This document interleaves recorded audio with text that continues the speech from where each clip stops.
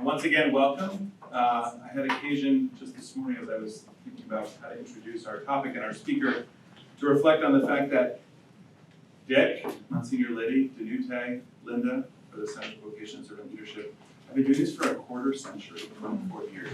That's a lot of time.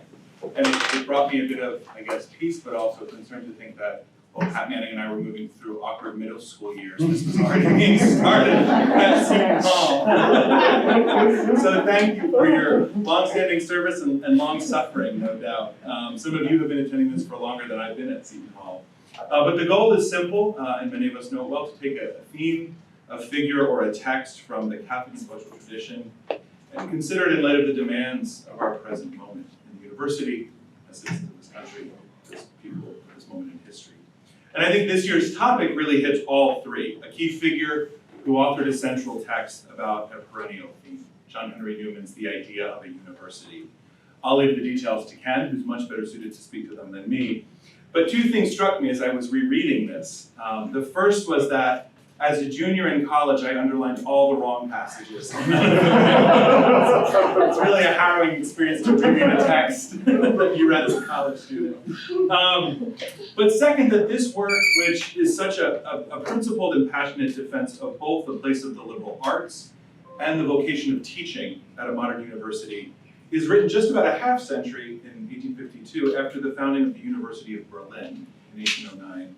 And as some of us know, no doubt, that founding symbolized a new way of conceiving the university as a research university, and a professor, not only as a teacher, and perhaps in some cases not even primarily as a teacher, but as a researcher. And so I think Seton Hall, like many other universities around the world, Catholic and non-Catholic alike, stands in the wake of both these models of education, each with their own sort of prerogatives and rights. And I think the tension between these two models is one that we all feel at Seton Hall, and one that certainly constitutes a large part of our experience as faculty. So those tensions, I think, are one great reason that together we can reflect on this communally with Ken over the next few days. We're very fortunate to have Dr. Parker with us. Ken is currently the Ryan Endowed Chair for Newman Studies and Professor of Historical Theology at Duquesne University, where he's also the founder and chair of their new Catholic Studies Department, which just completed its first year and graduated its first major. He's also the editor of the journal Newman Studies. Prior to Duquesne, Ken was professor of theology at St. Louis University for over 20 years, and during that time he founded and served as the director for the St. Louis Prison Program, which provides opportunities for college courses leading to a college degree to incarcerated persons and prison staff. To date, the program has involved hundreds of members of the St. Louis University community, served over 4,500 participants, and boasts a 0% recidivism rate for the people who complete the program. He's also sort of the Obi-Wan Kenobi figure at the helm of a new national network of Catholic studies centers and programs that Inez and I and Seton Hall are happy to be a part of. Like the man to whom he has devoted much of his scholarly life, Ken combines the theoretical and practical in ways that enrich the life of the university and life of the church. So let's give him a warm welcome.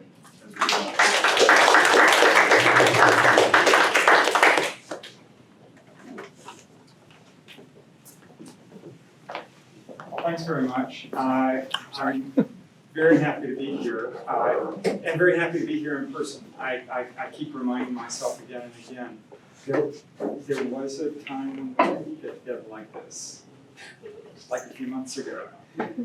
So I'm very, very pleased to have that experience.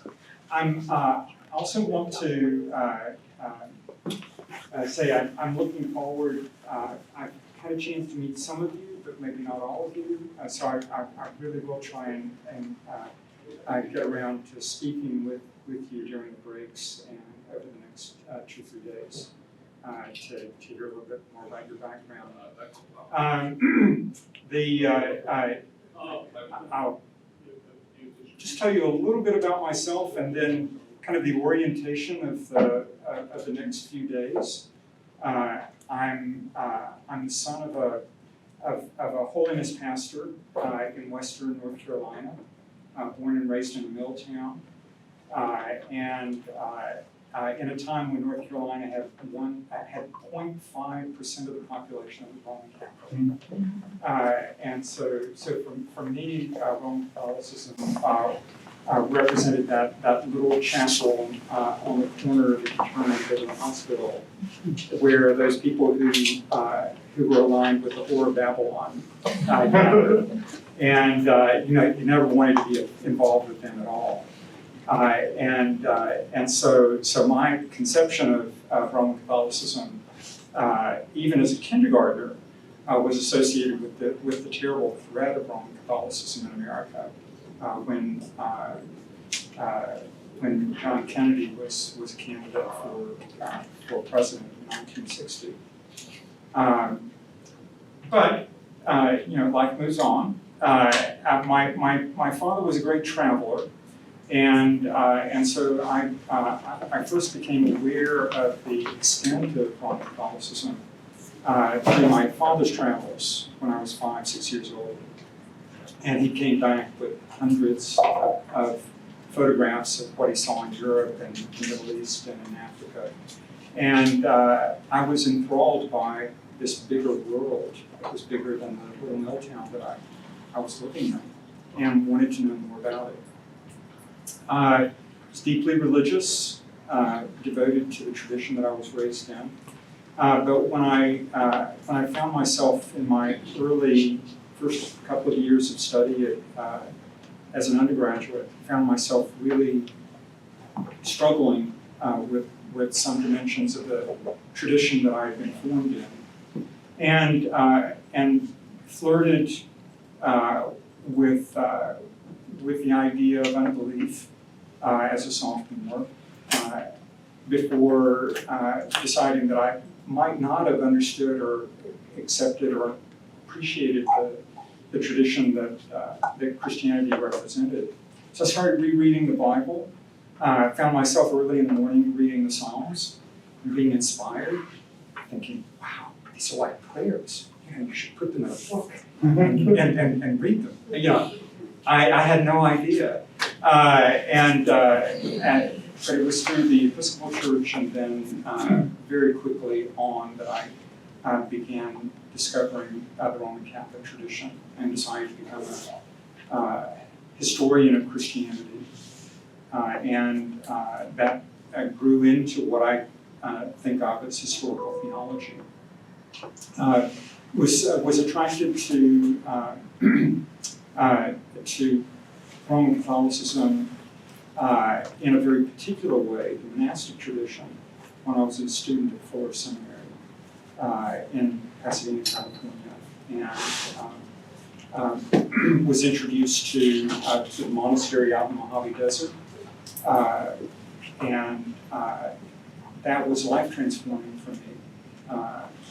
Became such a powerful influence on me that it delayed my decision to become a Roman Catholic in part because I couldn't decide whether I wanted to be a monk more than I wanted to be a Roman Catholic. And put that on the back burner while I did my studies at Cambridge University under the direction of Anton Duffy. Those were powerful years for me. He was a great mentor. I struggled with the decision to become a Roman Catholic, particularly because of familial connections that I knew would be damaged. And found that I could not make the decision to move forward with that. My instructor in the faith, Father Bob Ombres, a Dominican, was the devil's advocate for Newman's cause at the time, and we had some really quite rousing conversations about Newman. He was absolutely convinced that Newman would never be canonized.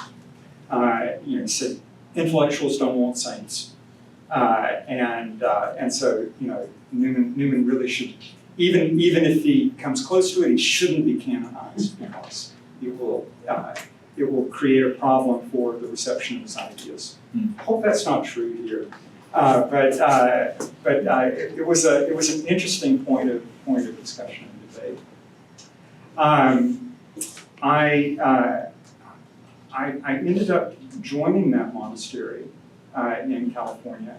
They sent me to the University of Fribourg after my monastic formation, and I found myself absorbing, thinking about knowledge through my novitiate and then on into my studies at the University of Fribourg in a different way. I thought very programmatically about education. I was very degree oriented. I found in the monastery I really absorbed that sense of why I'd always been intellectually curious, because I loved knowledge, and I loved it for the sake of it. And so when I made the decision to return to academic life, that dimension of my transformation as a person of seeking knowledge has never left me. Has changed the way that I think about learning. I was very blessed to have an opportunity to teach at St. Louis University, particularly in the historical theology PhD program that we were developing at that time.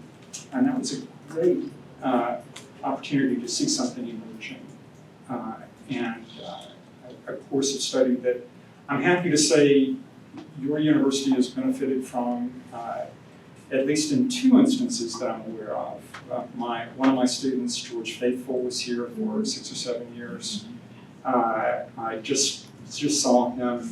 My youngest graduated from the university that he's at now, Dominican University of California. And of course Michael Shea, who's still here, who wrote a book that's completely transformed a dimension of Newman scholarship, which we might talk about at some point. The work that I retooled to do at the University of Fribourg was in the area of Newman studies. I've been a Puritan, early modernist scholar at Cambridge. So it was for Newman studies that I was hired to do at St. Louis, and in my current role in Pittsburgh now as the Ryan Endowed Chair for Newman Studies. Why am I telling you all of that sort of personal stuff? Because I think it's really important that we recognize that when it comes to the issue that we're looking at right now for the next 3 days, it's not about systems, it's not about structures, it's not about curricula. It's about people, first and foremost, and how people are shaped and transformed by the work that we do in university. Newman is par excellence an example of that. And in the second half of this morning, we'll talk a little bit about how his experience of education in the early 19th century shaped and transformed him. But one of the things that's striking about him is that he's a person that never left a system or an idea untouched by his own creativity. And so that's an element that we want to think about and be aware of as we go through these 3 days. Now, let's see, Matt, when are we taking a break? No. I'm asking, how are we going to divide that money? We'll take a break around 11, so in about 45 minutes. That's perfect. Okay. So let's take the time before the break to do an exercise. I tend to like to know where the people that I'm talking to. I can't talk about my students. I would in a classroom. My colleagues. I need to know where my colleagues are. And so we're going to do a bit of a word association, and then we're going to move into a little bit of an analysis of where we are vis-a-vis this project this morning. So I always like word associations, and so I've written the word university on the board. And I'm not looking for dispositions. I'm looking for one word or a 2 or 3 word phrase that comes to your mind when you see that word.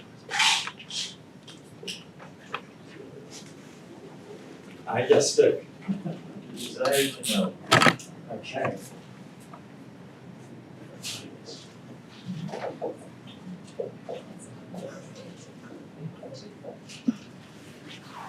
Yes, Hunger for learning. hunger for learning.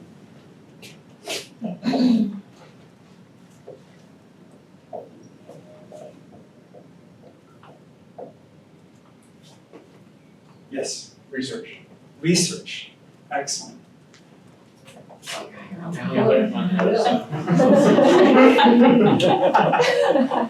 You guys, you already know what I'm doing, so.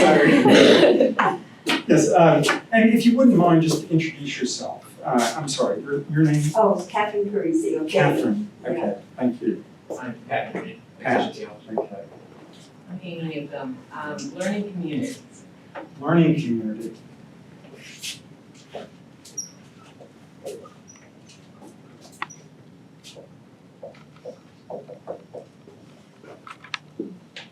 Yes, One community with one purpose. one community with one purpose.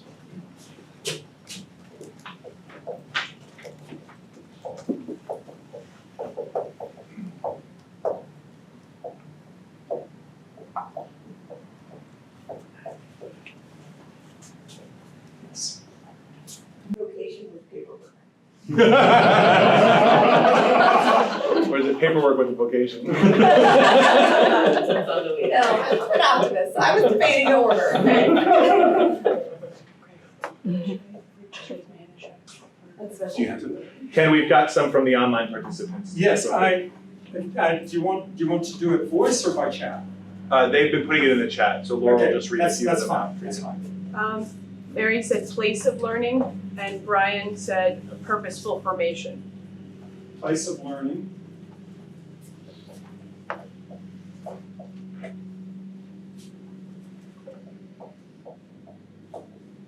Meaningful formation, Purposeful formation. purposeful formation.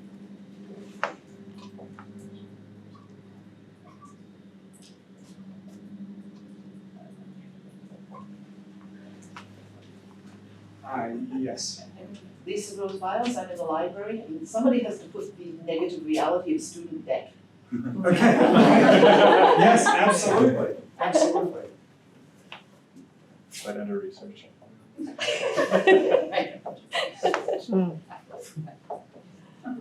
Thank you. Yes. I'm Christina.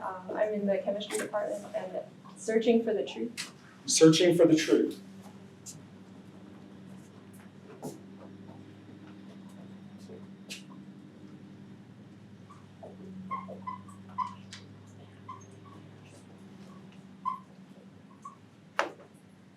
Yes, great. Branches of knowledge. Branches of knowledge.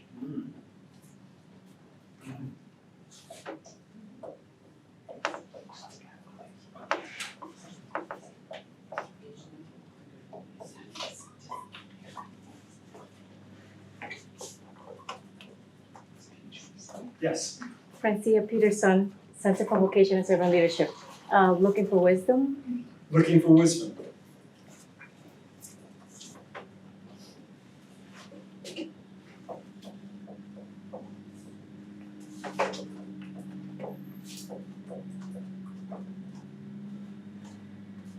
Yes. Jamie Warren, home away from home. Home away from home.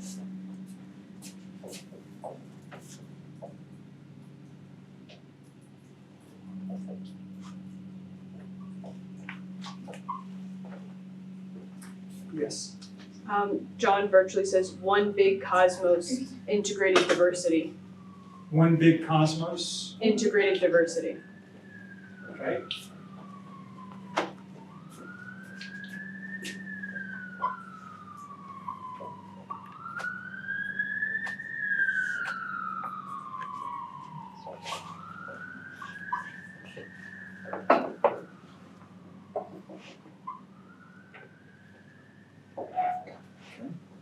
Yes. Florida One, Chesterton Institute, a place for spiritual and academic growth. Experiential and academic growth. I think she said spiritual. Yeah, I think. Pardon? Spiritual. And spiritual. Spiritual. And spiritual growth. Okay. And academic. No, spiritual growth and academic. Okay. We use the cut. Takes it to be Experiential. I didn't say experiential. They're both hopefully experiential.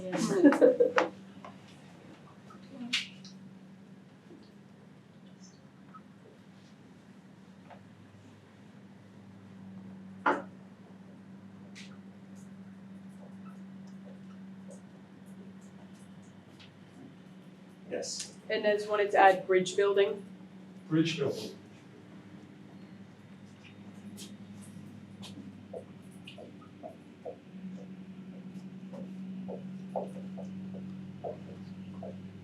That's an interesting use of the term. At Duquesne, we just renamed our core curriculum the Bridges program. As partly an homage to the city. You know, we have over 600 bridges and in the city proper, and but also that notion that bridges build connections. Yes. Yes. Recreating life. Creating.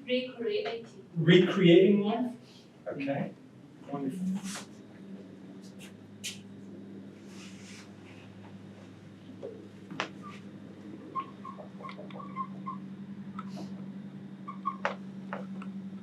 Yes, correct. Is teaching up there?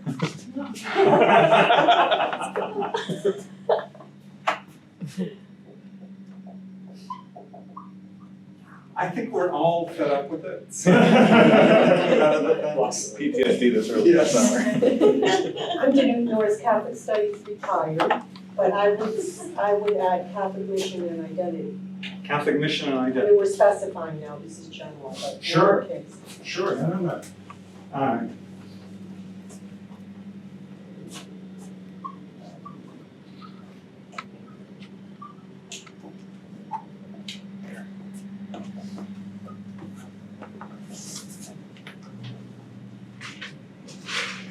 Yes, I think many of our students would say career preparation.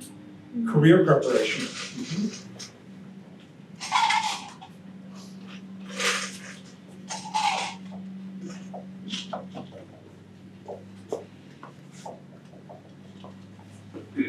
Yes, I'll start off with the core curriculum here, discovering your authentic self.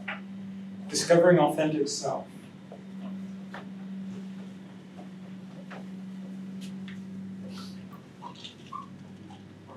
Yeah.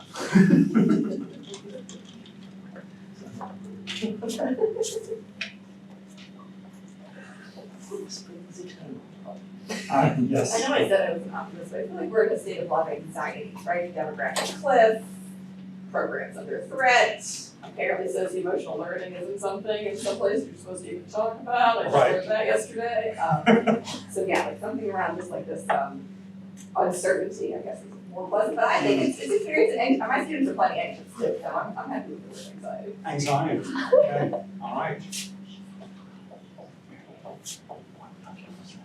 What? Yes, I got three more. Do you want them all at once or one at a time? one at a time. Okay. Maribel says, just like Seton Hall, a home for the mind, heart, and spirit. For mind, heart, and spirit. Right, good, you just going through the show. Specific. This is what the line.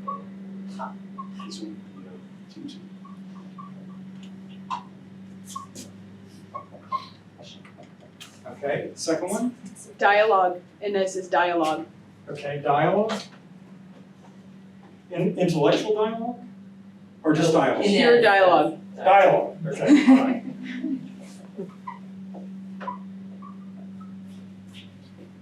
Brian Pilkington says necessary but corruptive institution. They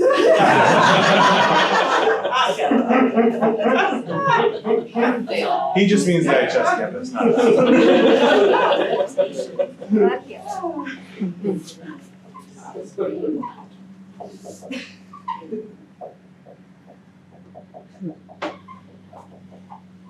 Okay. Inez also wanted to clarify, yes, intellectual dialogue.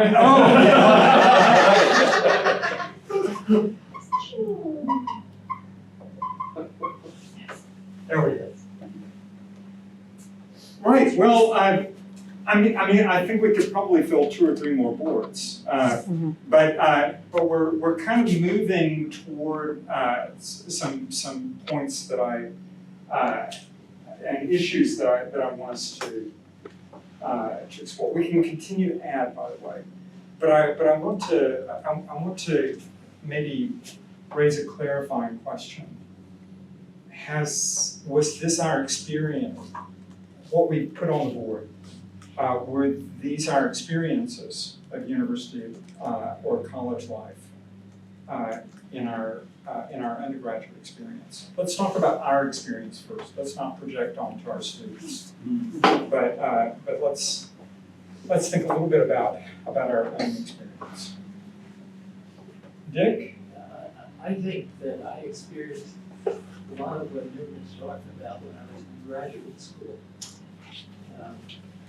In other words, I had that feeling for what Oxford was in the sense of people that intellectual dialogue and friendship and growing together, this community of learning. And I'm not sure I experienced that as much as an undergraduate. Isn't that interesting? When I think about it, a lot of what I see here and here were things that I remember from my undergraduate experience at Houghton College. Houghton was one of those evangelical colleges that really took liberal arts very, very seriously, and we were out in the middle. I don't know if any of you know of Houghton College, but it's 70 miles south of Buffalo, 40 miles east of Olean, and I don't know how many miles from anything else. So Olean was the closest big place, and so there was nothing to do except study.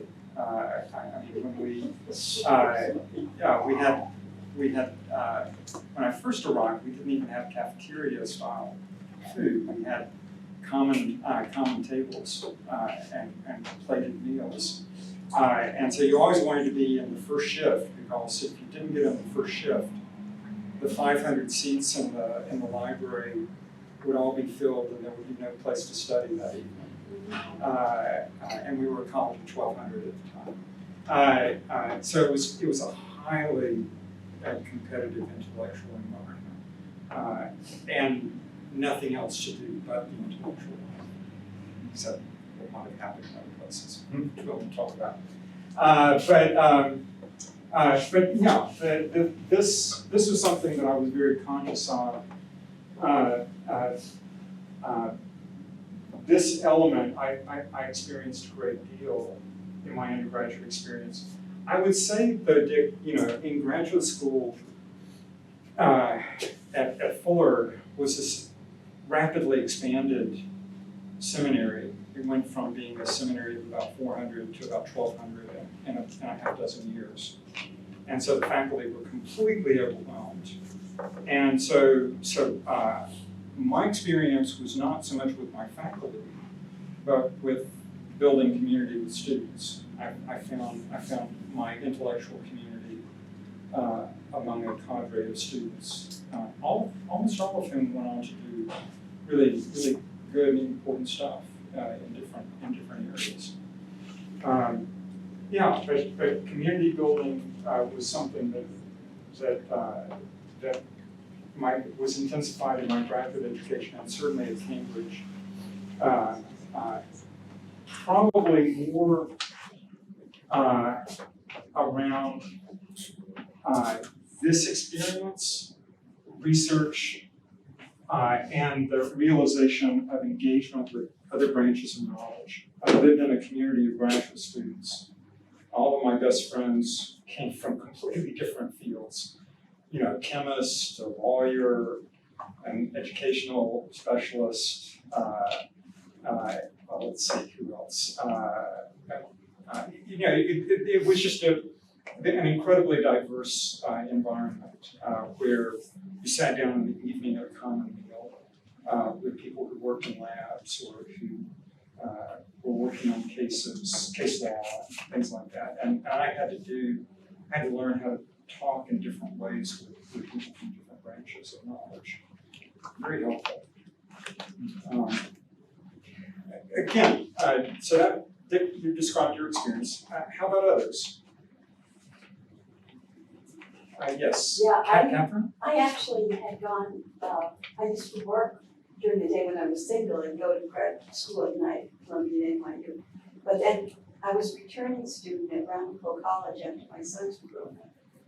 And I experienced all that.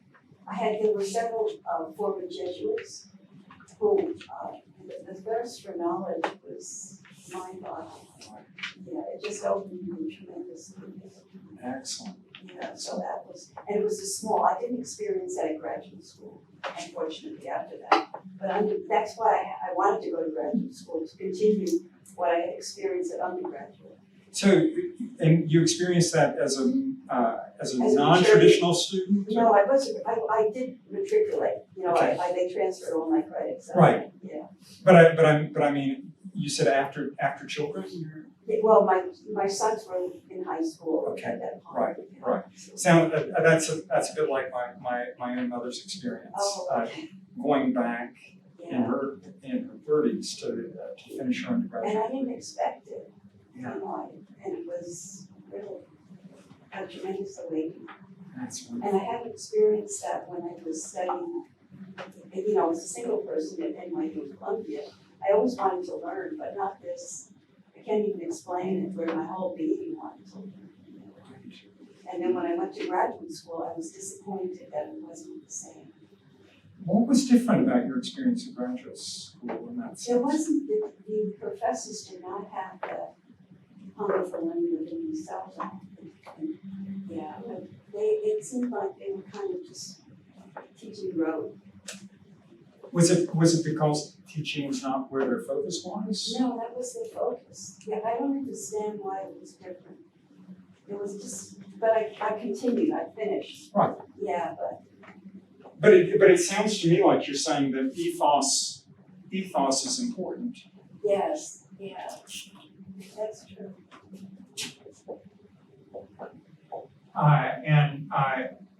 And that's something that Newman emphasized in his experience as an Anglican, particularly during the Oxford movement. Yeah. There was something he sought the promotion of an ethos above all among the students that were influenced by him and among his peers. He wanted to cultivate this sense of we can use the language of community, but it's more than just about the interpersonal connection. It's about common purpose, intellectual connection, the synergy that comes from engaging dynamically with a range of people. Yeah, and it's not just intellectual, it's the whole person. Yeah, absolutely. Yes. I think back to my undergraduate years, I could probably identify something on each of these columns that I see. But in the moment, I was much more away from home, enjoying college life, and certainly had the idea of teaching, anxiety, student debt, and all that. It's that far tall on the left, I don't think I would have recognized in the moment. But as I look back on my experiences, I can see elements of those hunger for learning and desire to know. Again, I wouldn't have been able to name it at the time. I was probably like most college students we were at State University, trying to do as little work as possible to get the best grade possible, right? That was my mindset. And then I think about particular classes in marketing and just the rush that I would get from encountering a new idea or actually, going back to my house and talking to my roommates about, oh, here's what I learned in this class today. I'm just so excited to share that with them. And so, yeah, but I wouldn't have called that or said that was what my college career was like when I was a college student. But I look back on it and see. Okay, well, that's wonderful. Did you experience that through the faculty or through students? Mainly faculty. Mainly faculty. Mainly faculty. In classroom, I just, that's why I wound up being a professor, because I love the classroom. I love being in the classroom. I love the dialogue with the classroom. I love the lectures. Excellent, excellent. So there's something magical that can be created in a classroom context. For me, yeah. Transformative. Yes. I guess mine was more non-traditional, like it is, because I was a mature student in the days when that was not very common. And my university education was always completely secular. But definitely on the left. I mean, I don't know how many of you have ever seen Educating Rita? That was me. Question, want to know it all. It was almost entirely intellectual. Like you, I really didn't have any life outside university because I was taking too many courses and I was a major and a minor. So that was one thing that kind of prescribes what you can take. You have so many required courses, you don't have a lot of choices to experiment, which is why I can't say I had a liberal arts education. I kind of regret it was very specialized. But it was a great deal on the left. And I know one of the weird things was I kept getting scholarships, so I kept staying, but the whole thing was like a vacation. I kept thinking they'll kick me out next year and I'll have to go back to work. And it was kind of like that right into grad school. I never really considered myself a full-time student trying to build a career or anything like that. It was just, well, I'll make the best of this wonderful opportunity while I can because it's not going to last. But it did. So I don't know that was very typical, but. Well, I suspect that as we're already discovering, our educational formation is unique to our experience. We've been shaped in different ways because of our exposure to different approaches. Dick, yours was tell us about your progression through your education. It's funny because because I'm listening to different ones, and you started off with a great deal of enthusiasm. Well, graduate school really were friendships. It was pain, it was great insight. But I do remember being an undergraduate here at Seton Hall and lived at home in West Orange, Park. And we gather in Golden Hall dormitory. And I was thinking of becoming a priest. But I said, I gotta figure out if there's a God first. I don't want to put my whole life on the line. It's a fair question. So I remember in Golden Hall gathering together and saying, well, what does science say? And what is science? And so that became a big question for me. And it was great. It was late nights, the weekends, with guys that I liked. We'd go out to the movies, drink beer and stuff like that. And, but in the middle of it was this desire to really try to get things straight. Now that for in graduate school, the meantime I went to the seminary, and that was all rote. You had to go jump through the hoops. I didn't get a lot out of that. Just a real education, but I did get a lot out of that. Undergraduate here at Seton Hall, community, felt pity that the great teacher that they had here, John O'Brien, gave us this book. It's a great grit. It makes people hard, and I still have it. Of course, yes. Wonderful book. So I was fed different grades, by the community, by books that a particular teacher gave us. And Father Hollywell taught Greek. I didn't learn much Greek, but we repeat this line from St. Augustine. He taught us Greek and Latin. You have made us for yourself, O Lord, and our hearts are restless until they're rested. And I memorized that in Latin. Stayed with me my whole life. So anyway, graduate school was really, that was sort of from my undergraduate, really it proceeds there. I'm sorry, your name? It's Todd. Todd. You talked about your formation primarily in a state university context. How does that differ from what you heard Dick describe? Yes, I mean, the spiritual formation took place, at the university as well. It was just through, campus organizations. And so, that was certainly a part of my formation, my experience there, but it wasn't, a part of the classroom. Okay. So you experienced that as something that was intentional on your part to seek out. Yeah. It wasn't something that was part of the university formation as such. Broadly, yeah. I mean, I guess, Broadly, yes. I mean, it marked me, right? It shaped me when I think of those 4 years I spent there. That was a big part of it. Right. So.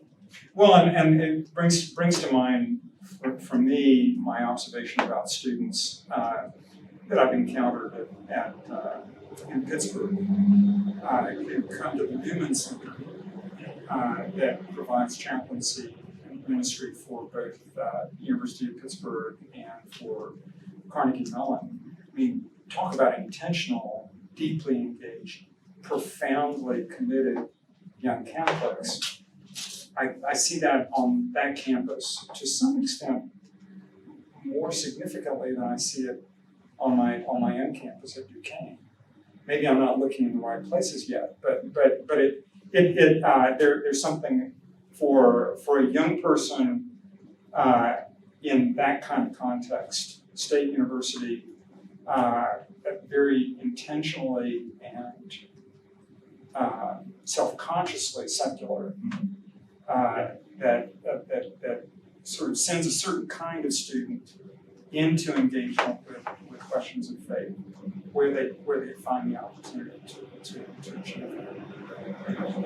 That's interesting. Others, I'm particularly struck by your description of your experience as a mature student, a non-traditional student, as I tend to think of it. Coming at it with a different kind of lens. Was that life experience? Yeah, I mean, that was probably the best reason why my was I had responsibilities, and especially in graduate school. I did my PhD at Washington University, St. Louis, which, Right. wonderful school, but I said entirely secular and very, very research oriented. So I spent 3 years of my time there in the field doing research and then publishing and so on. So any sort of spiritual formation was really here. I mean, you can probably thank Monsignor over there and the ladies in the corner for that. And it was, at the time, it wasn't really a matter of faith, it was a matter of curiosity. What's all this about? No, it certainly wasn't part of my investments. That's fascinating. Okay. Other reactions to how this applies to your own experience of university formation? Yes. Follow your name. My name's Nick. Nick. So I was undergrad here at Seton Hall about 11 years ago. So I guess it's kind of like students to be speaking back to my own kind of information here. But a lot of it, for me, fits into the curriculum category. One curriculum is on extra code. And a lot of that I found there's undergraduates in a core program that goes for hearing the different perspectives of these, formational or seminal texts that we read that, touch life questions. And hearing that from perspectives of students who aren't Catholic or aren't religious or from different backgrounds, different majors, that had an effect on me in an amazing way because it made me challenge and question what I thought, believed, and put it in a new light. Unfortunately, though, it seemed to only kind of be concentrated there. I think with a lot of those programs, or at least with the core program, the honors program, a lot of that was intellectually stimulating, ask questions, seek knowledge, do that. And then it wasn't always carried over to some of the other courses or programs that I was here in college undergraduate or memorize this, repeat that. It felt more like a high school education that would be intellectually stimulating. And so looking back, I could see, there's a desire to know, but it's like we talk about learn, find wisdom, seek truth and knowledge, but then how are we actually relating that in classroom setting? So in in a certain sense, you found a certain kind of bifurcation between parts of your education. On one hand over here, but over some of it being reflected kind of in an overly programmatic way. Okay, that's interesting. Yeah, great. And I would say I hear that from students at Duquesne as well. Great deal. Yeah. So this exercise has made me think about it differently. I think for me, and Pat was a colleague of mine in undergrad, so he can speak to it too.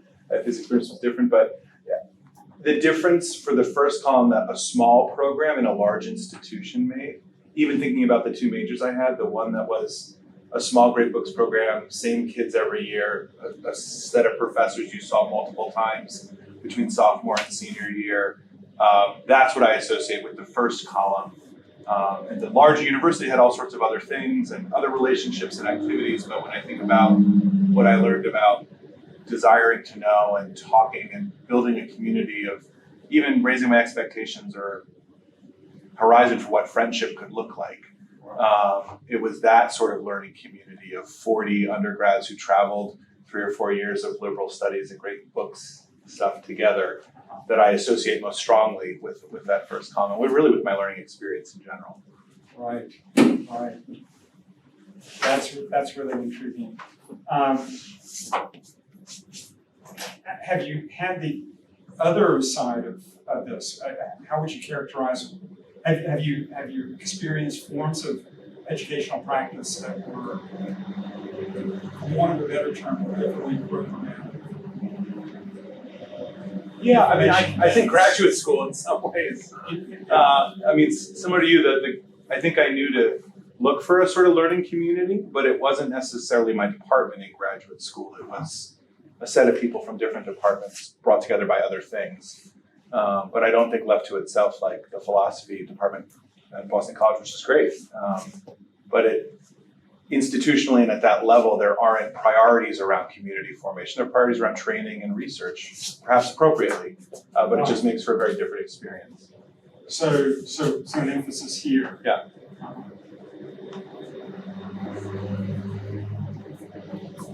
He gets further away with each pass. Yeah, well, And go vote someone else. I realize I left my hearing aids I'm not only trying to do this for emphasis, but also because I want to hear. Yeah, so I was gonna say I had more of that, like you were saying, systematic experience. So I went to a small secular STEM school, and so it was very and information intensive and very specialized. And even the culture among the students, we had a core curriculum, but we didn't really appreciate it. So the discussion wasn't really valued, and I didn't really value my core curriculum until I left school. And then later, while I was working, I kind of just started listening to philosophy lectures and stuff like that. It was wow, all of this subconsciously was kind of like planted in me that like I don't necessarily agree with. I've never even asked these types of questions, and so it wasn't until after I left school that I realized that there was this kind of like void in my education. That's fascinating. Yeah. As you've been speaking, I've been thinking about my youngest son, who's legally blind and has multiple learning challenges, dyslexic, growing in childhood and early adolescence, profound cognitive processing issues,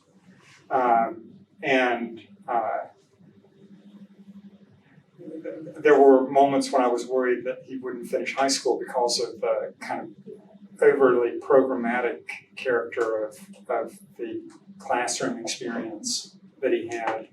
And what he discovered outside of school, in maker spaces, working with people in their late 20s and 30s, because he just loved technology. Because of his visual impairment, he couldn't do things like solder. He had to have help, but people taught him principles along the way. He kind of backed into an awareness that what really worked for him as an educational experience was project-based education, working with a group of people. And in that collaboration, he learned much more effectively what he needed to know, and not necessarily what was programmatically prescribed by a curriculum. And thankfully, he found a niche through an experimental program called Make School that's associated with Dominican University of California, and finished college in 3 years. Yeah, and is here you'll hear the proud papa. He's got an interview probably next week with Apple. They've been scouting him. So you know it's another example though of how we need to be sensitive to the fact that the structures that we create are important. But we have to remember that it's people that we're educating and not curricula that we're implementing. And we need to be sensitive to the fact that different pedagogical styles are more appropriate for different sorts of people. You know, on the other hand, my middle son, Emmanuel, is that classic liberal arts kid who just thrived on what he found at College of Holy Cross and excelled. They both grew up in the same household. Emmanuel was the lucky one that didn't get the learning disabilities or the visual impairment, which came with a chromosomal defect. But you know, watching my sons struggle toward a way to learn and thrive in learning is something that's really been a formative experience for me, not only as a parent but also as an educator. And what you described is exactly what Luke is experiencing right now. I mean, what he flirted with was staying a year or two longer and doing a second major in philosophy, even with his visual impairment and his struggle with text. He found fascinating these bigger questions that were not technological, but were things that expanded his mind and his consciousness.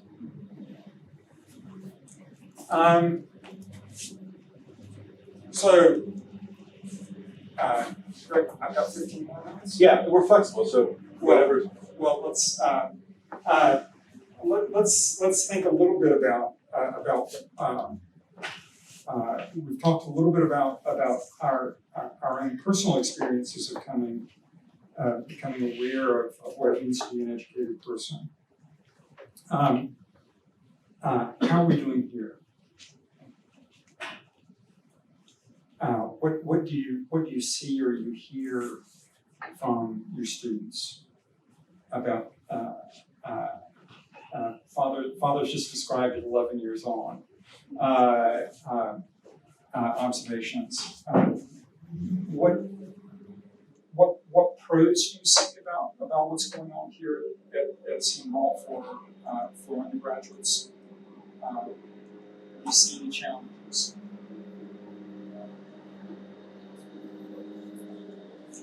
Oh, sorry. I'm gonna speak about graduate students. I feel like a very important part of my job is pulling them from that fourth column. Like I feel I just lost students. They're thinking about how much debt, they're thinking about what job they're gonna get, they're anxious about the bar. All this, they want a specialized education. And I felt like it was my job to pull them back to wisdom, learning community, formation, authentic stuff. I felt like that was my goal.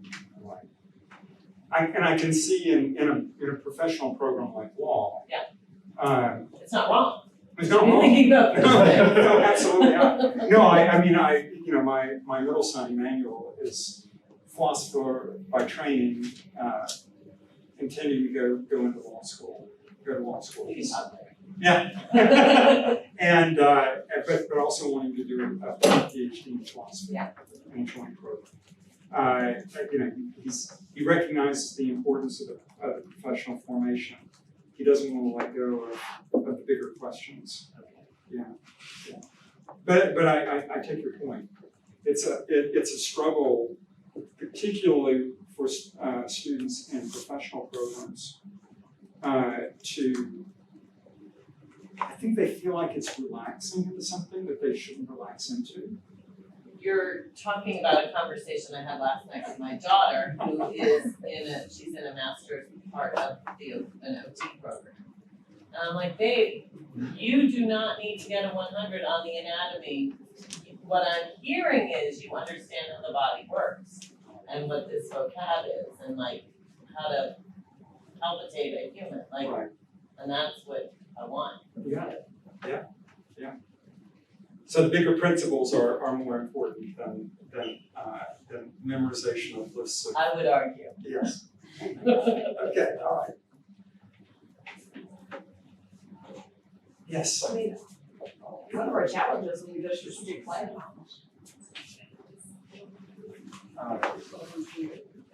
Francie will take care of it. Okay.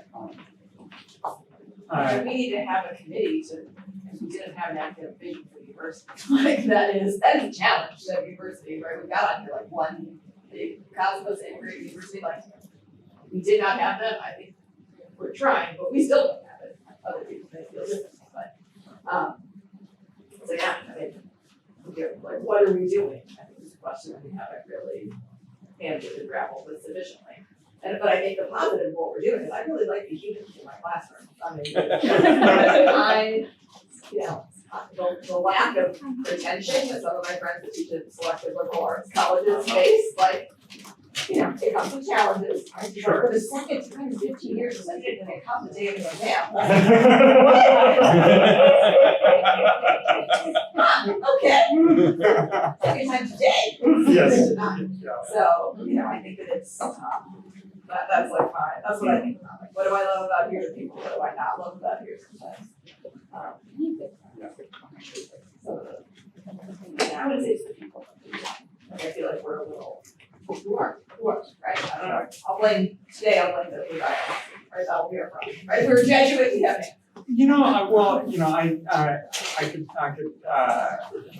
I could reveal the dirty laundry from the beginning, or what I remember from our discussions as I was leaving a dozen years ago from St. Louis University. I think every university, and as I hope we'll see in my little description of Newman's educational biography, we'll see every university struggles, and Oxford was no exception in the late 18th, early 19th century. and is in some dimensions making a real hash of it during Newman's formation. He was one of the I won't say victims, but he suffered from the fallout of an attempt to overcorrect at Oxford. So, you know, when I raise the question, it's not to start, you know, I noticed a certain veil of, you know, not silence, but, you know, sort of reticence to be too disclosing for understandable reasons. You know, I know, you know, we're one of the, I'll just use one of the examples of the unintended consequences of our for undergraduates. We've moved from a disciplinary approach to the core to competency-based formation, which means that that history doesn't necessarily have to be taught by historians. You know, you can have a competency in historical reasoning taught in the business school or in the nursing school or in other and one of the unintended consequences has been that the provost is very centered in the humanities and a theologian by formation. The associate provost offered assurances that this wouldn't happen, but now we're rapidly finding that the professional schools are trying to keep all of their students in-house, and so that they're not being encouraged to go to the College of Liberal Arts to do their liberal arts formation. And how you correct that is, well, how administrators will correct that will be an interesting thing to observe in the next 2 or 3 years in our setting. But you know, building those connections between different branches of knowledge is something that I see as a real problem for the city. It's one of the things that I feel good about with Catholic studies, because we're a liberal arts grounded department, but we're university level in outreach. We have students, still fairly small. We have about 20 students, but we have students from every college and school and university represented, and so, you know, we have chemists and we have speech pathology students and music therapy students and business students, you know, taking part in our courses. And enthusiastically so, because it's giving them an opportunity to do something with humanities, and something that's going to do with them. Right? Career preparation is what sticks out to me, and I'm sure many of us can speak to. But my sense of it has sort of is more complicated now than it was before I came to Seton Hall, because we serve a large population of students who feel that existential pressure very, very. I was giving an oral exam to a young man who worked a night shift at FedEx, as he did every Wednesday night. So he can help with these two. Yeah. Well, and also he could help his mom pay the rent. In his case, he just told me straight out. And so thinking about, is it a compromise to think about vocational training really as part of what the modern university is inevitably going to be? Yes or no? And then if so, what is the perennial role of liberal arts in this new reality? And what does it? So it's not just a sort of handmaiden to the business school. Is there something it still offers on its own terms to a very different situation? Well, one university context that comes to mind, since you mentioned business school in particular, one of the things that was really quite striking about the experience of the University of St. Thomas and development of their Catholic Studies Center, and then later their Catholic Studies Department, was the fact that their largest draw was from students in the School of Business, and it continues to be so. And I'm intrigued to know more. I continue to be in dialogue with the folks at St. Thomas about that.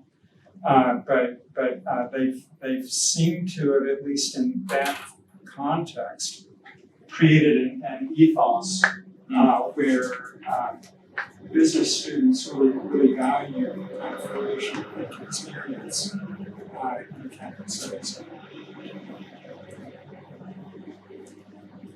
I think we'll let him finish his point, at least in this area.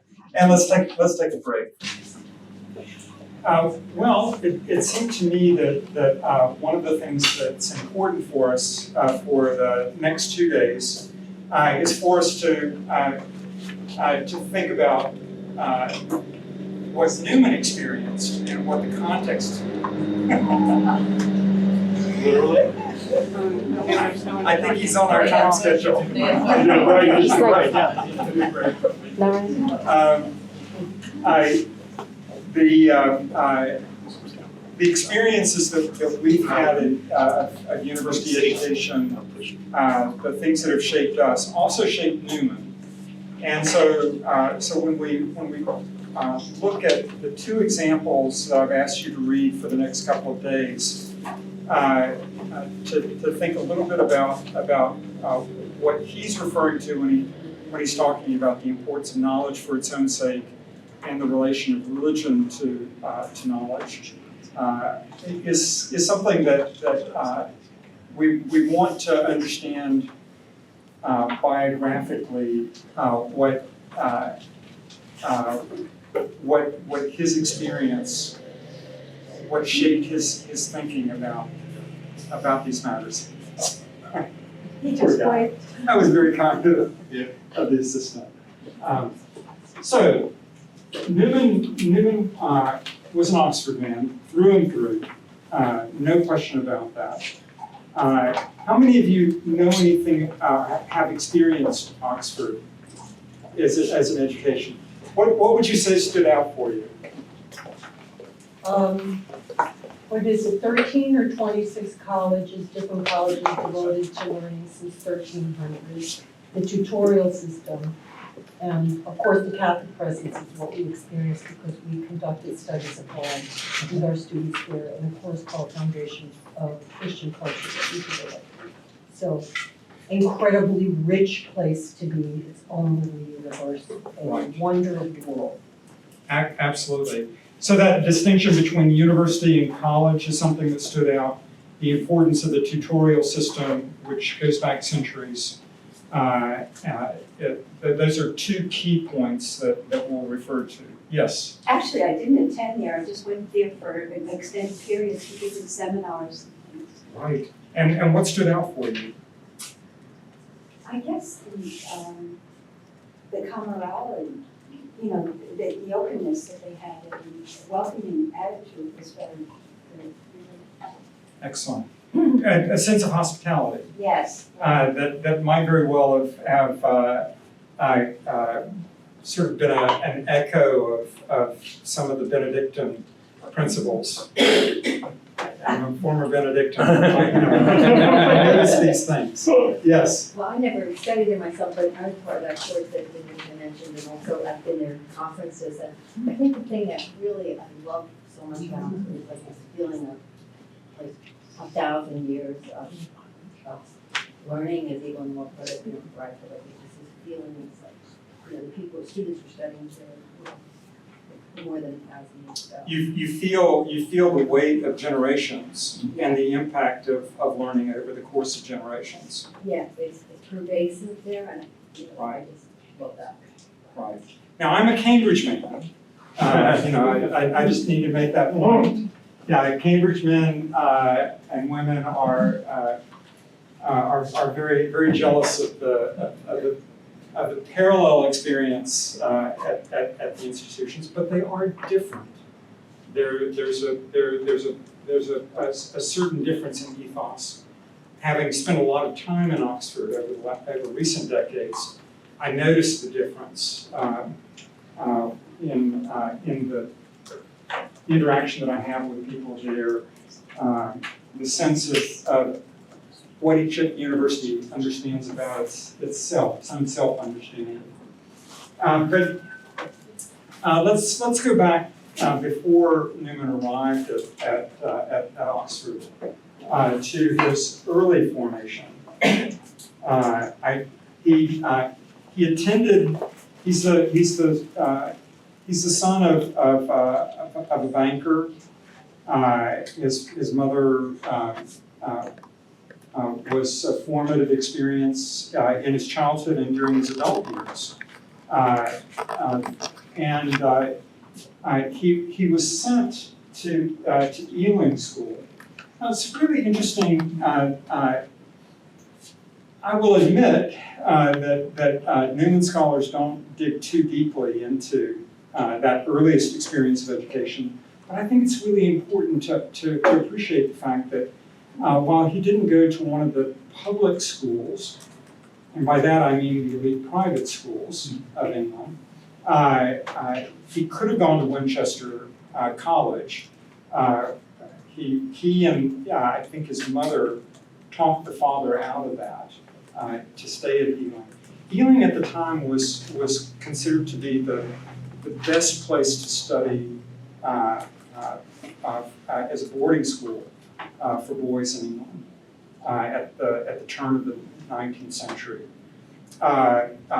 Dr. Nicholas was kind of noted for a milder ethos, a more humane ethos.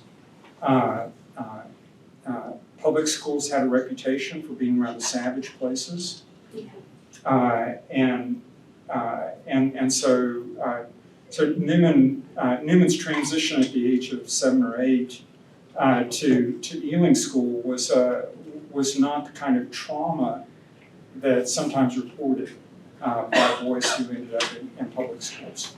Savage in what way? A lot of control by upperclassmen. Hazing and that kind of experience? And worse. Okay. And the faculty were quite severe. Newman, in his own way, kind of at times regretted not having that public school formation. There was a certain kind of mark that public schools made and continue to make on boys who attend them, right down to the present.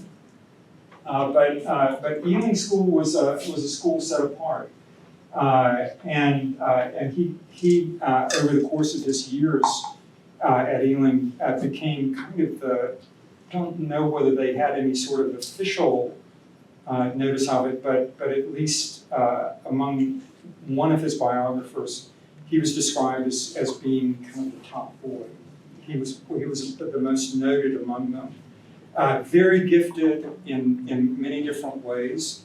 At Ealing School, he thrived in classical scholarship, which it was most noted for.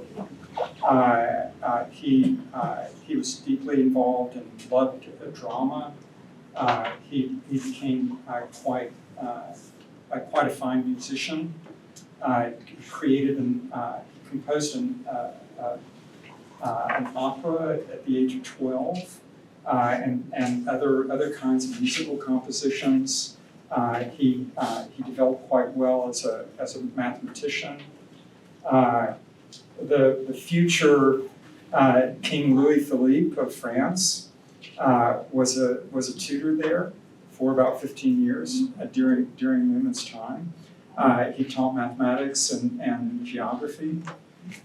So it was an interesting place to be formed and to grow from childhood into adolescence. So when we hear about Newman staying at the school, which had a student body of about 300, over a summer when his family was in crisis. And that's the point when he had his evangelical conversion experience under the influence of one of his classics tutor, Walter Mayers. That's the kind of atmosphere that he was accustomed to. A place that was not savage and severe, as other boarding school contexts had a reputation for being, but a place where there was real concern about the child. And so Walter Mayers continued to be a formative influence even after he went to Oxford. Now, his father was not clear, we're told by Newman himself, until the carriage showed up, whether he was going to go to Oxford or Cambridge. He was going to go to one of the two, but in the end he ended up being sent to Oxford, and ended up at Trinity College, which was not known as one of the intellectual powerhouses of Oxford. In fact, it was considered quite challenged among the Oxford colleges for the performance of the students, and Newman was once seen as one of the great promises for distinction after more than a decade of really quite dismal exam results. So let's talk for a moment about the exams. Oxford, in the latter portion of the 18th century, was a place that was really at a quite low point, academically speaking. It had become a not exactly even a finishing school for wealthy, entitled young men, but it was a place where they went to spend a few years before they had to take up responsibilities. And tutors tended to be young men who had just graduated in the same context, and so the education was mediocre in most of the colleges during the latter portion of the 18th century. Well, what happens in 1789?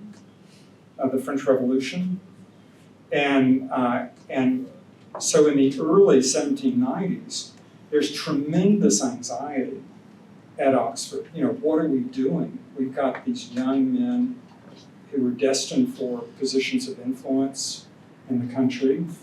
What's going to happen if in their idle time they pick up these revolutionary ideas and start reading these modern authors that we don't want them to be engaged with? And so over the course of the last years of the 18th century, there was a major pressure to keep those young men busy. And the way to keep them busy and away from modern ideas was to really hone in and focus on classical learning. So the examination system that emerged in that last decade of the 18th century was one that placed a heavy stress on the literature of ancient Greek and Latin authors, and the exams were rigorous. You still had your desultory young men misbehaving. That's never going to change in university years. But you had the more intellectually aspiring students beginning to take this kind of education really, really seriously. And so focused on memorization, the ability to extract and speak about gobbets, little phrases, little quotes from different authors, knowing who they were.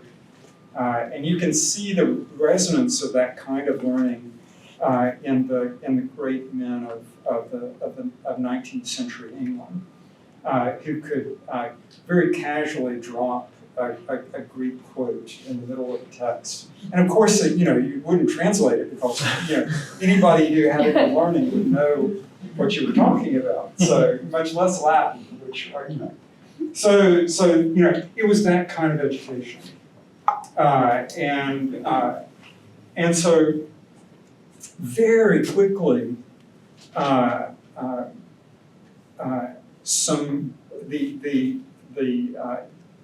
the college that Newman eventually became associated with, Oriel College, called into serious question the efficacy of this examination process. They saw it as not really engaging and cultivating minds. This rote learning was something that was not really drawing out and forming intellectually creative people. And so Oriel College became known as this hothouse of highly intellectually curious and engaged fellows. They created as opposed to the viva voce, the oral exams, which were typical for undergraduate examinations at that time, they had written exams of various sorts for in their competitions to join the fellowship at Oriel, and they were looking not so much for technical mastery, but they were looking for people who could really think in broad, expansive, creative ways. Now, all this is really important because it bears on Newman's future. Newman took the pressures and the preparations for the exams very, very seriously. He was a young guy to arrive at university. I think he was not quite 17 when he arrived. And because of his family's financial distress and his father's tragic premature death, he ended up trying to sit his exams as soon as he possibly could. And so he was just 20, just about to turn 20 when he sat for his exams. But he stayed over in Oxford the summer before, working 12, 14 hours a day, memorizing the entirety of Greek plays and Latin texts, so that he could perform at an elevated level for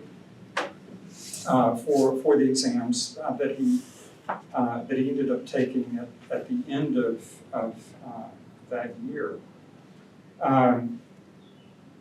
Well, what can happen to students who over-prepare? Breakdown. He had a breakdown. And Newman underperformed. Not just underperformed. I mean, back then they didn't have the number system, the first, second, third. They certainly didn't have the third. If you didn't have a first or a second, there was a big line drawn, and the men who didn't get a first or a second were under that line. And Newman was an under the line man. He froze. and couldn't complete his exams. And so the great promise of honor and prestige for his college, Trinity, was a dismal failure. He just completely bombed.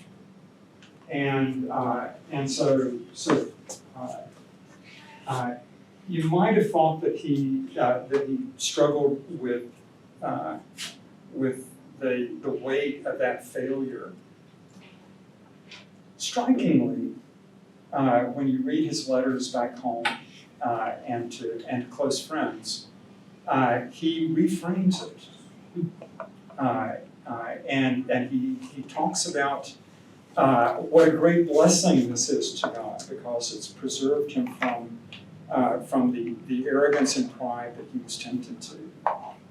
And he recognized that he had been spared something by this experience of failure so early in life.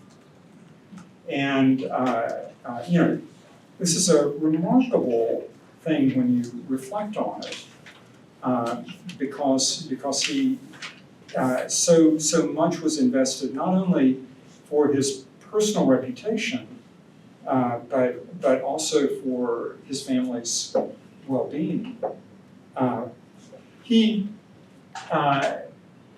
What's fascinating to me is that when you read his letters to, I think it was his sister Jemima, a month or so later, he says, "Oh, I'm doing fine. I've got this project." And he lists 15 things that he wants to study: things in the sciences, things in mathematics. He's wanting to set a couple of choruses of Aeschylus to music. He's got all these projects. Now free from the exam system that had so constrained and preoccupied and obsessed him. He now could just, he attended lectures on geology. His Oxford was kind of his playing ground again, his intellectual playing ground. And so he was able to explore all these interests that he'd been constrained from exploring. Yes? How did he afford that? That's sort of the burning question he took students. He became a young tutor, and took on a fair number.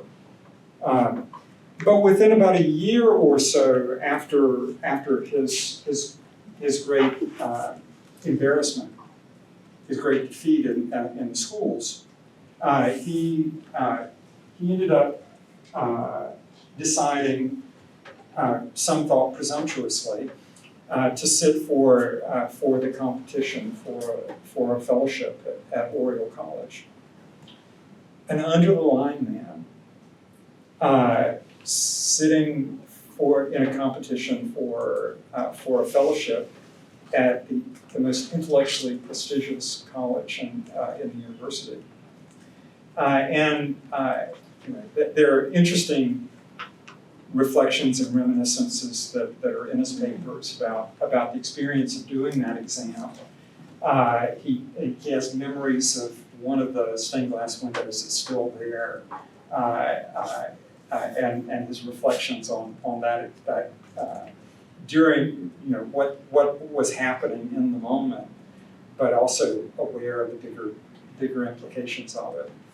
And so he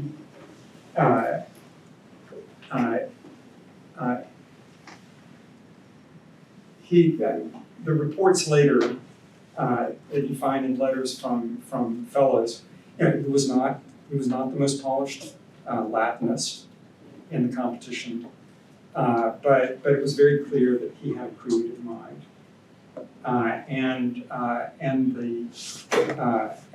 the provost and those senior fellows who were involved in the decision making wanted to make a point about the university's examination system. And so Newman was selected to be a fellow of Royal College. You know, I'm watching my son right now, who's nervously awaiting the opportunity to interview for Apple. Kind of for him, the ideal job. And you know, he's nervous and anxious and fidgety and all that kind of thing. And I find myself sort of thinking about Newman around that. You know, he's about the same age, 21. And Newman Newman was in his room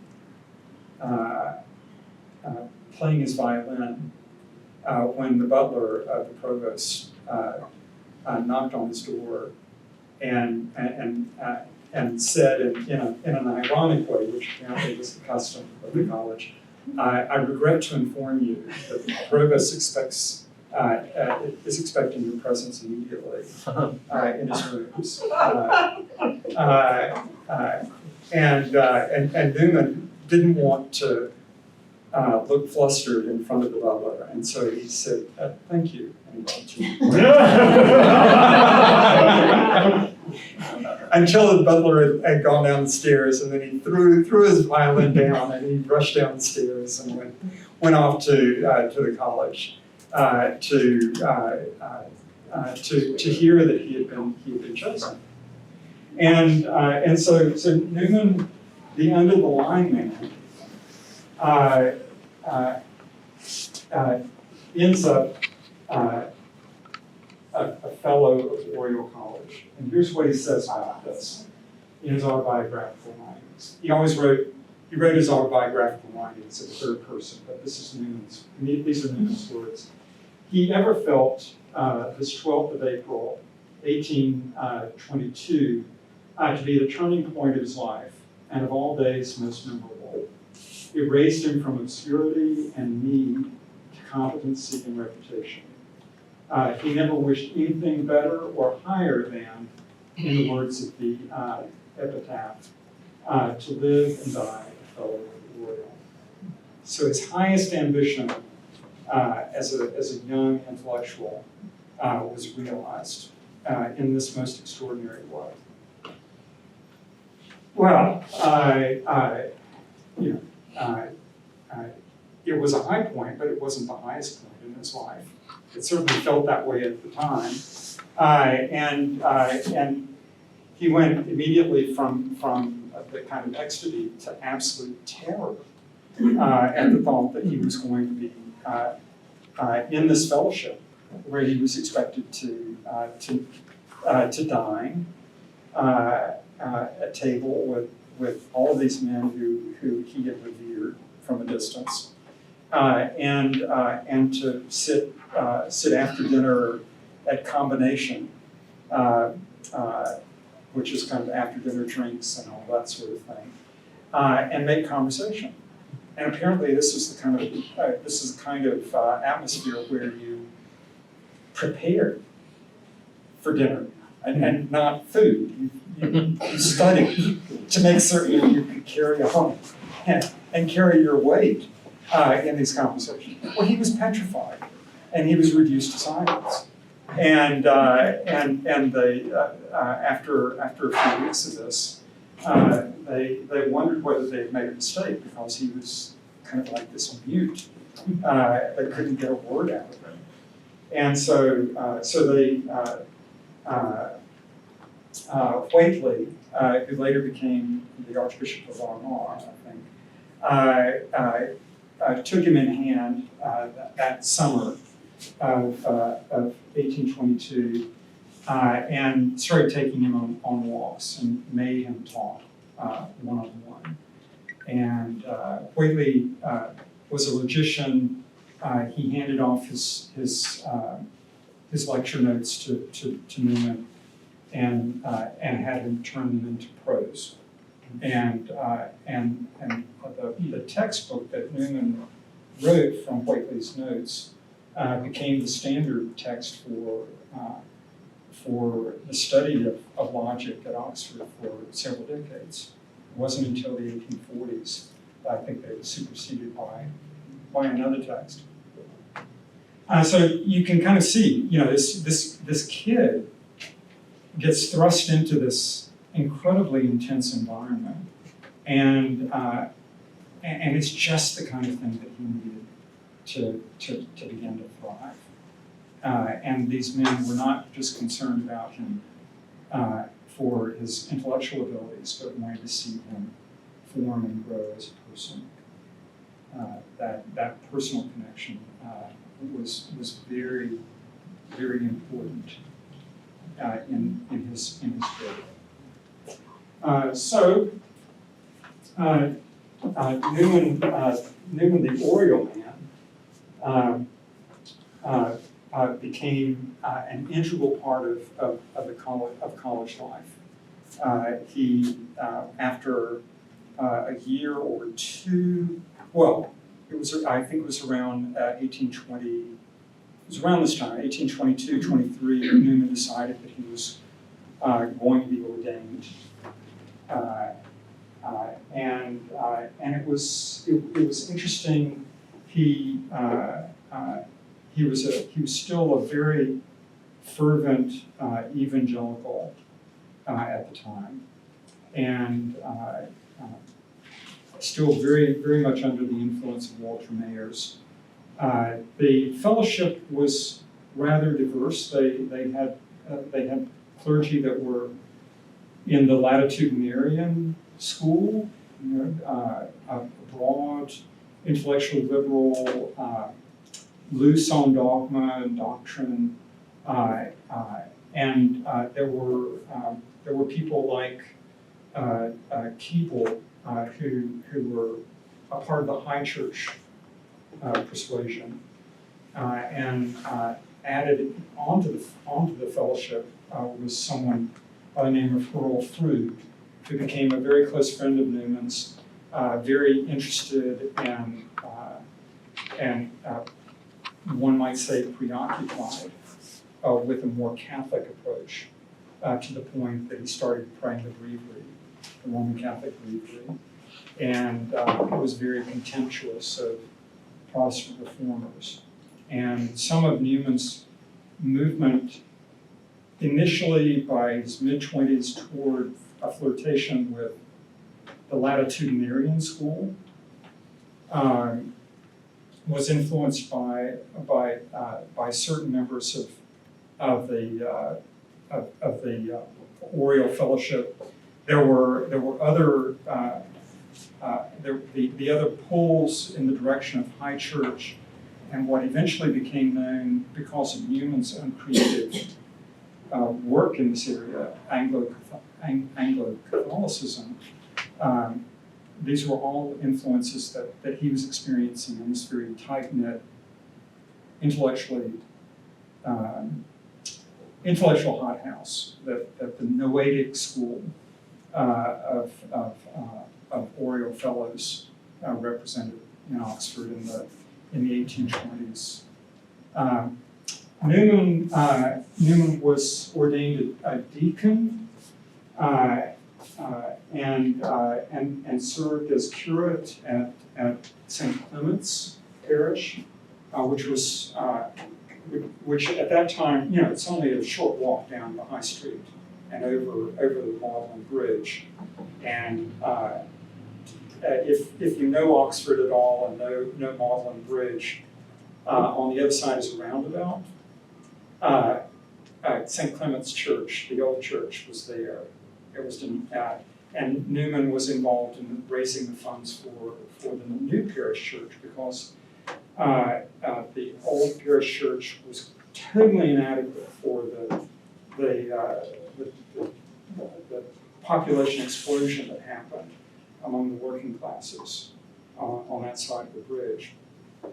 And I had interesting experiences this past March. I spent some time in the Oxfordshire History Center. We used to call them public record offices. But I worked through the parish records of St. Clement's during his time as a curate. And I've always been intrigued by Newman's reflections that he ceased being a Calvinist during his curacy at St. Clement's. I was always puzzled, why is that? What happened there?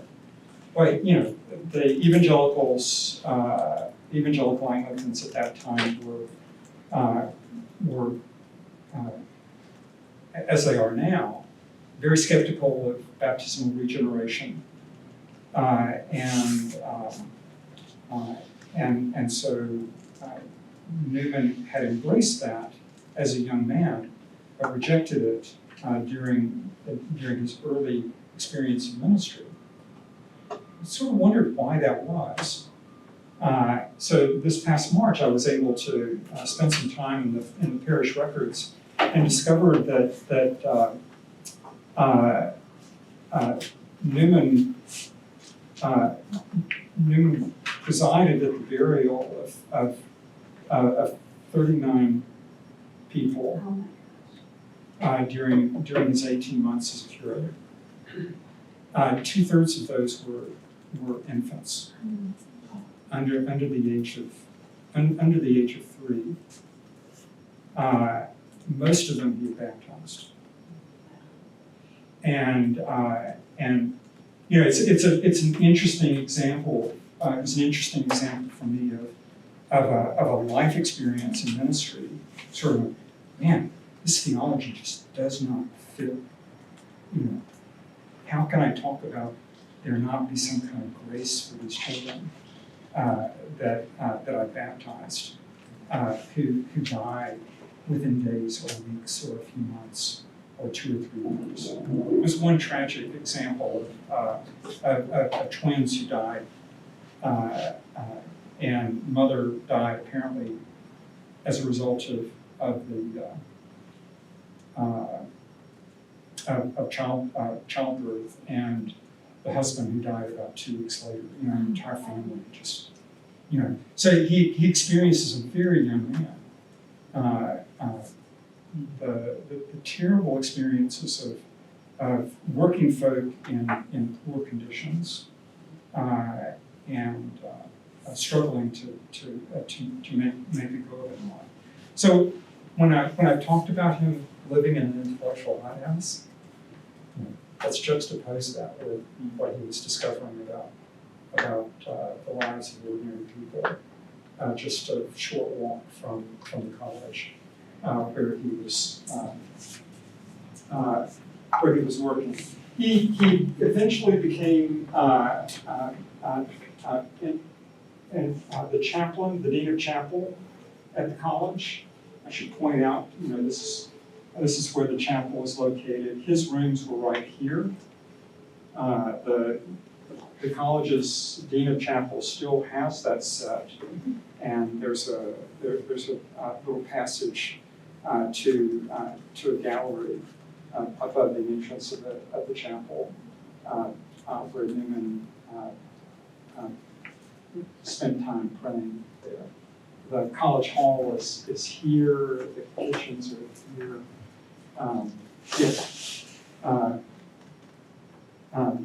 But I'll just give you a quick overview of his Oxford experience. He was a fellow in 1822, ordained to priesthood in 1825. What I'm wanting to get to now is his work as a public tutor at Oriel College. But he became a scholar with his first book in the early 1830s. Was vicar of the University Church, St. Mary the Virgin, for quite a long stretch, and probably his most powerful and influential role in Oxford. But then became the leader of the Oxford movement from 1833 to 1845. It was in those last 5 years that he became increasingly disillusioned with the Church of England and was drawn toward Roman Catholicism and confessionally. But let me say a little bit about Newman's perspective on on the role of tutor at Oriel. When he and a few of his mates were assigned to this role of tutor, he didn't like the way in which tutors tended to be specialized. He took the pastoral role that he thought a tutor should have very seriously. And so, because Provost Hawkins wasn't really open to it, he and his, like I said, his mates, three other young men in the fellowship, decided that they were going to try an educational experiment. And so without the provost's knowledge, they each took a group of students that were assigned to them, and they decided that they were going to be a tutor for all the subjects that the students had. And they did this for 2 or 3 years. So it says something about the attentiveness of the program. But in any case, they got by with this for 2 or 3 years, and then the provost caught on to this and said, "Okay, boys, straighten up." And they said, "No, we're the tutors. We have charge of these young men, not only for their intellectual life, but their pastoral, their formation pastorally. And this is how we're going to shape them into young men of integrity as well as young men of learning." And the provost said nonsense. And so when they continued to resist on principle, he said, "Fine, you get no more students." And so by 1830, they had their fellowship. It didn't affect, it's effectively tenure when you were elected onto a fellowship. And so they were bereft of students by 1830, and that's one of the reasons why Newman turned to his first big writing project. He was freed of preparing students for the schools and for the exams, and he had already had another major emotional crisis. He was an examiner for the first time in the schools in 1828. He was already struggling because of the death of his favorite sister, Mary. So he was in bereavement about that, and he had to be an examiner at the schools. Well, guess what happened? He overprepared. And just as he was supposed to show up at the schools, he broke down and had to be sent away for a period of months for rest. He was just that kind of guy. And in the midst of that crisis, he gave up his flirtation with latitudinarianism, embraced the high church party, the Church of England, and so when he was bereft of students, he decided to write a book, initially on the history of the councils, as a way of talking about the importance of doctrine and defined dogma. He became preoccupied with the first council, and not just the first, the Nicene Council, but not only with the council, but also the controversy before it, and that all ended up becoming a book called Arians of the 4th Century. Now,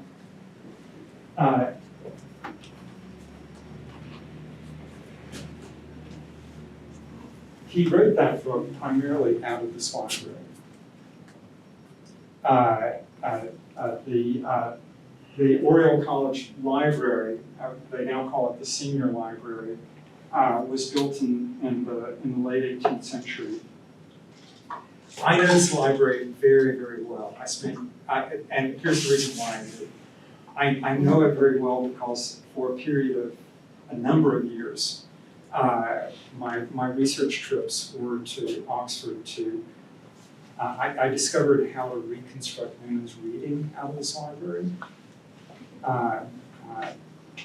Just great fun. I discovered that there was a library register. The fellows, I was trying to figure out a very specific research question, and the librarian answered a simple question. Did the Oriole Fellows record their use of the library? And she said, well, nobody's ever asked that question. And she said, I'll ask the fellow archivist. And they went in and they discovered that there was indeed a register that roughly corresponded with the years that Newman was a fellow at Oriole. The librarian told me this over the phone. She said, that's the good news. The bad news is they recorded the date that they withdrew it, their name, the date that they returned it, and the shelf mark. They didn't record the name of the book or the type or the author. And so I had to reconstruct with the shelf list and other kinds of aids what these books were. It was a kind of bibliographical detective project that took me a number of years to sort out. But the thing that's fascinating about this is that Newman, the researcher, was much more interested in ideas than, how should I say? I'm a historian, so historical data was not his strong point. One of the interesting discoveries that I made was that his history of the Aryan controversy was written out of largely out of late 17th and 18th century pamphlets that are kind of buried in a massive collection of pamphlets from that period called Popish Controversy that runs 53 volumes, but it's a bound collection. Really fascinating stuff. But Newman did take the project of research seriously. He just was not sympathetic to the German model of historical research that was emerging in the late 18th and 19th centuries. He knew about it, never learned German, but he knew about it through his friend Edward Pusey, who went to Germany to study. But that's Newman the researcher. This is a late 19th century image of photograph of the interior of the college library. You see the galleries up here? It's about 40 feet up, and the railings come to about my knee. I had to sign special waivers to be able to work at the Night Gallery for a number of years, and they let me come in before hours to do my work. So it's a library that I have a lot of affection for. And Newman did as well. He was for a brief period of time a fellow librarian in 1827. And when he left Oxford and established his two libraries, his study library and his personal library at the Oratory in Birmingham. It's another one of those wonderful moments, and no one had ever made the connection. But I was taken into Newman's rooms, and I said, "Oh, that's the system class, the shelf mark system used down here." And when we got to his study library, he used the system that was used for the upper gallery. This is kind of minutiae that is related. What can I say? I get all excited about that stuff. But Newman is probably best known for his role as during his Anglican period, for his role in the Oxford movement. That movement emerged shortly after the composition of the prayer that Dick read. Yes. So can you fill some holes in for me that I'm not Sure, understanding? So Oxford University has all these little colleges, and you have fellows. So fellows are what, like faculty or? Fellows are members of the. Thank you very much. I'm sorry. I tend to go down these rabbit holes, and I forget to expand things out.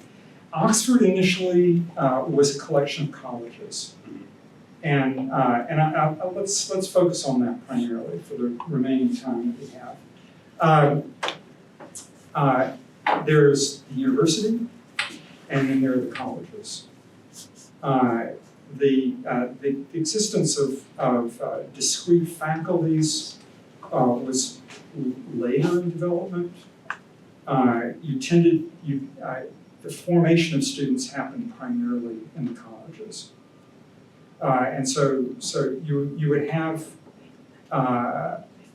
professorships and that were at a university level. Most of the theology professorships right down to the present are endowed positions at Christ Church, a college where the fellows are not called fellows, they're called students. They have other peculiarities, including a recent controversy that's gone on for years, and, that one of my friends in Oxford keeps me apprised of. But university level professorships provide lectures that students are welcome to attend, but are not obliged to attend. We have the same system at Cambridge. But the learning happens primarily through the tutorial system in colleges. And these can be tutorials that have can be one-on-one, and often will be have as many as 5 or 6 or even 7 students involved in a tutorial. But the important teaching that happens is primarily in college. That's why Newman's efforts to reform and reshape the tutorial system at Oriel College was seen by the provost and the senior members of the college as being such a threat. And they reverted back to having fellows who had competency in specific fields doing the teaching. And that's the ordinary practice down to the present. Yes. So did each of the colleges have a distinction, or they all had they all had to have faculty or fellows of certain, like, theology was important or not, or some like we don't want any theologians and others were like we do, Or Well, what was the distinction between a college? It sounds like a fraternity to me. Some had better parties or better food than others. Well, that was certainly true in the 18th century. And the distinction around food is still is one that distinguishes certain colleges from others today. The system was not, there wasn't really a system in the early 19th century, in part because there weren't specialized courses of, the kind of specialized courses of study that reforms from the mid to the late 19th century created in Oxford. Earlier, you prepared for the exams, which were classical in nature. And so if you look at what Newman was retrieving from the library in the late 1820s, they were all texts by Cicero, Aristotle, or whatever he was teaching at the time, or classical mathematics, Euclid, and those were the. So as a student, you picked a college because of a tutor, because there's someone there that you like. The quality. It's not the basketball team. Not the basketball team.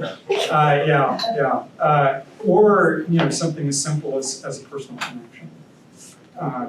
Much more likely. Newman was sent to Oriel, to Trinity because of a family friend's connection with that college. And I didn't quite get your point. So you were very enthusiastic about it, and I got that out of you, that energy. But why Oriel? What was special about it? Was he at this point wanting to become a religious? Oriel was a place where learning was taken very, very seriously. Unlike other college fellowships that were largely unreformed still, and had more, to use your term, more of a fraternity atmosphere. You might find some serious people within the fellowship, but the kind of dedicated, committed, intense intellectuals. That was something that Oriel had a high reputation for. So when you become a fellow, is it like becoming joining a monk joining a monastery instead of God? You're worshiping knowledge. In that sense, is that the idea? Well, that again, there were echoes of the origins in religious life for fellowships. It was very ordinarily when a fellow married, he left the college. That was the expectation. You lived there, committed your entire life if you wanted to. You stayed a fellow, right? Once you were engaged and married, you usually went to one of the college livings. This is another one of the peculiarities of the English situation at the time, still to some extent. Parishes were controlled by colleges, by influential people. There was an evangelical organization that bought up livings to sort of spread evangelical Anglicanism over the course of the 19th century. So the English church had this very complicated sort of system, and celibacy was one of the requirements for being in residence, with the exception of the provost. What can I say? But were you supposed to promote the Church of England and the Queen or King or whoever it was? You could not attend Oxford if you were a Roman Catholic, a dissenting Protestant, or a Jew. And that didn't change, and that was actually one of the reasons for Newman's involvement in the Oxford movement. He was a high Tory, and was deeply opposed to the social and political emancipation of Roman Catholics, dissenting Protestants, and Jews that happened in the late 1820s. And it was one of those classic, or one might even say biblical, examples of a Saul becoming Paul, kind of things. He was deeply prejudiced against people who were not conforming to the Church of England. And so Oxford was a place where that was intended to form people within the Anglican tradition. Does that make sense?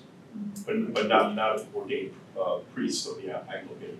Not necessarily, and he wouldn't have had to have been ordained to remain as a fellow.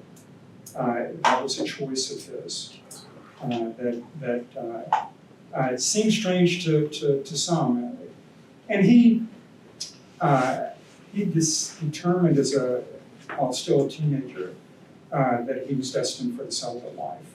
So he had more or less decided before the end of his undergraduate years that he was going to live as an unmarried man.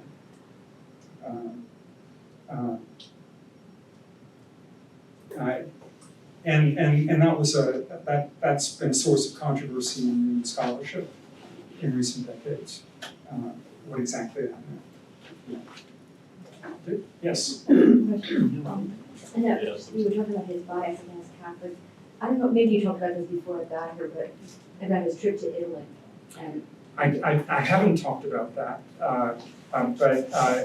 but his trip to Italy, he got as far as Greece. This is after he finished his book in the first half of the 1833, and he was an interesting. He was interested to see both the Orthodox and the Roman Catholics of Greece and of Italy. He was completely put off by Orthodoxy that he saw in Greece. Roman Catholicism, he had a deeply ingrained prejudice from his evangelical formation as a teenager. And in fact, in his Apologia, he talks about that as a stain on his conscience that only gradually dissipated toward the end of his Anglican experience in the 1840s. so do you think that trip to Italy was part of just, I mean, it must have been right to some extent? There was certainly an exposure there that he hadn't had before, but it didn't dissipate his prejudice, but not in the least. He found it a kind of syncretist and sort of mixture of the pagan with the Christian. Yes. I'm just going to keep this straight. See, what I hear you saying is the Oxford movement arises in the context of his prejudice, whereas Roman Catholicism, not a warming to. No. I've always thought it was a warming to. No. No. Okay. Wow. No.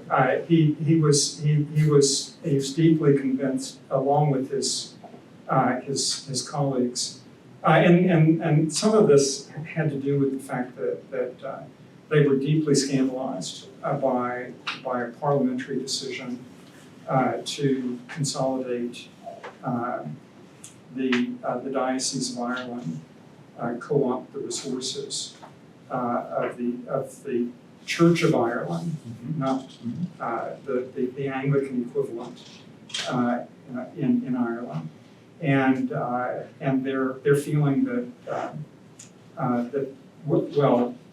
Newman points to John Keeble's sermon in the summer of 1833 as the marking of the beginning of the Oxford movement, and the sermon's title was National Apostasy, and it had to do with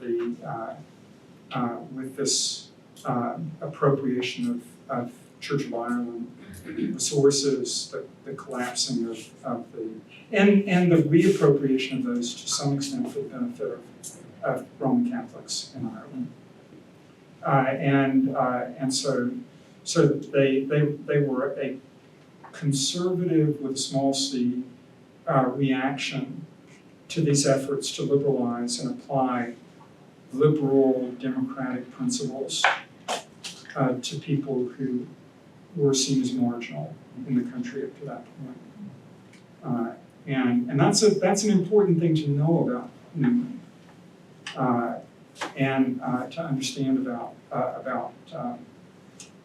the impact of his Anglican writings in certain circles. They were reactionary. They were to the social and political situation at the time.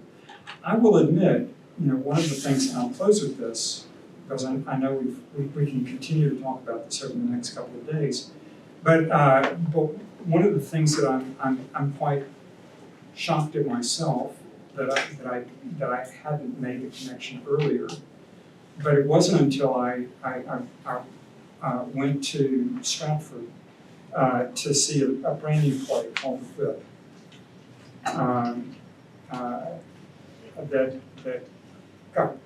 It was just before the pandemic started. I saw it in early March 2020, and the pandemic hit everybody a week and a half later, so the play never got the kind of exposure that it should have. But it's about the other bill that was passed in 1833, and that bill was the emancipation of slaves in the British Empire. That happened the month after the bill that so scandalized the Oxford leaders, and it's not until recently gotten much in the way of attention or exploration, but it's and there's a really fine Newman scholar, Episcopalian, Ben King, one of the real sterling experts on Newman in contemporary law. He recently gave a lecture, and it's been published in our journal, on Newman as an anti